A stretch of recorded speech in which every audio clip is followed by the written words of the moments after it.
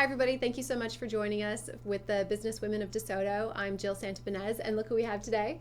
I'm Toni Lepespka with the Daily Memphian. I'm so excited to have you here today, and you've accomplished so much, and you're actually a Mississippi resident, and you have been a Mississippi resident for quite some time now.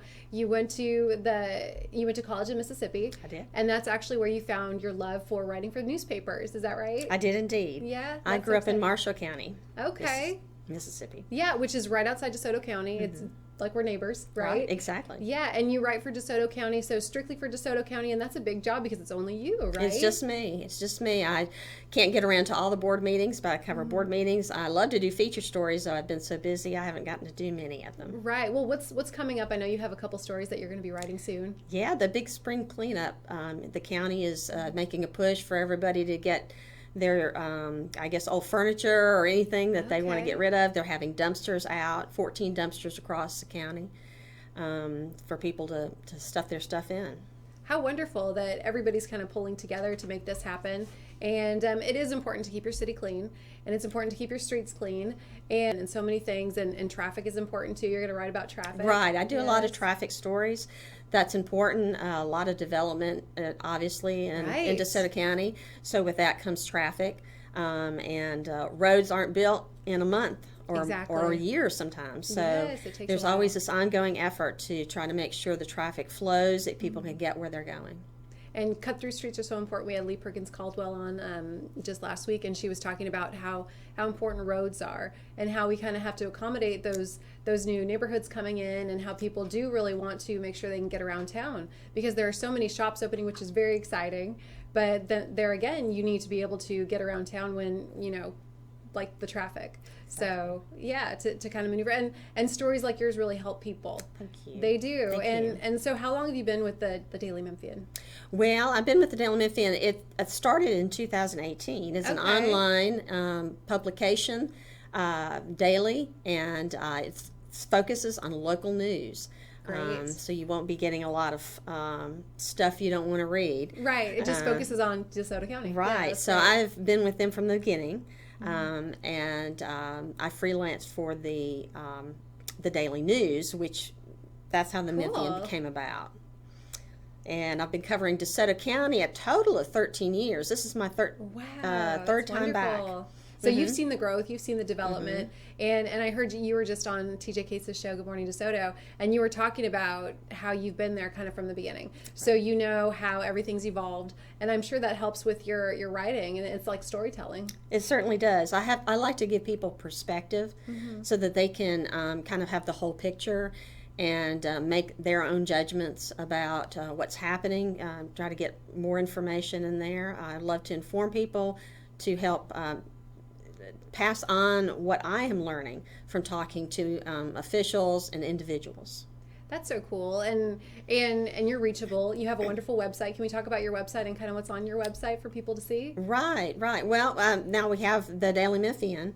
It's www.dailymemphian.com, and you can reach me through that venue. But I also have a personal website. Nice. It's www.tonilepesca.com, and that's where I write about grief and healing. It's called When a Parent Dies, and that having that news writing background and having that very descriptive type and blogging experience has really poured into my news writing. I love that I hope it's more interesting than just a straight, dry story. Right. Well, people can get to know you, which I love, because people always like the behind the scenes in anything. They love to learn about people, and it's kind of like an addiction. They're like, what does this person do like in their daily life, right? And I want to get to know her personally, and you've gone through stuff where you can actually share your feelings and help people, which is very, very encouraging, and it's kind of like a first perspective. Right. So, yeah, I think it's very brave of you too, to share your feelings and just put it out there, because you just never know who it's going to touch and heal as well. Well, I really want to encourage and empower people. And I do that in news writing too, in a sense, even though we're trying to be very unbiased and that sort of thing. There's still a purpose, and you want your reader to get something out of it more than information, to take that information.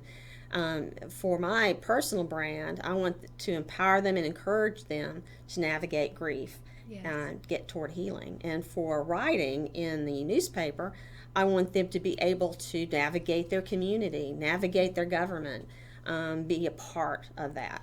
That's wonderful, and you're a voice. You're a voice that is out there, that is available for people, which I love. And let's talk about the evolution of the newspaper, because it used to be hard copy, and it still is. But the Daily Memphian is digital. And let's talk about the importance of that, because people are always on their phones, right? They love the information now, and if they forget their paper at home when they go to the office, it's important to have it with you, that news always available.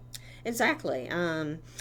So online is apparently the future. I was one of the hard copy people. I know if you're a hard copy person, it's hard to change. It's hard to change. But there's so much information out there online, and I love to. I'm a Googler. I love to Google things. Me too. And our paper. When I don't know something, I'm like, please help me Google. Yes. Yes. And our paper's online, but what the beauty of it is. You can get some parts of it free. Okay. You can get that delivered to your inbox. You can take your notifications, and you can get specific parts of it delivered. So neat. You can control how often it's delivered. And you have the local news. So you Memphis news, and you have DeSoto news.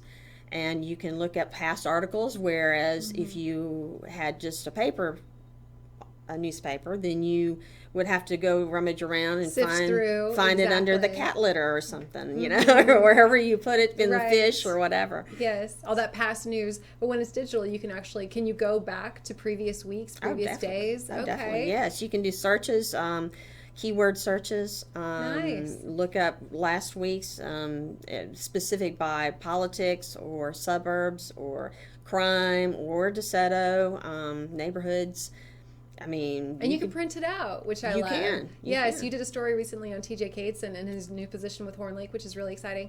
But he actually printed it out and framed it because he said, "This is such a great story." That's delightful. Yeah, thank you, Toni. I know. So it's wonderful what you're doing. You're really connecting people, and you're giving people the news in real time and digitally, which is so important to have because you can always keep it with you and you can look back.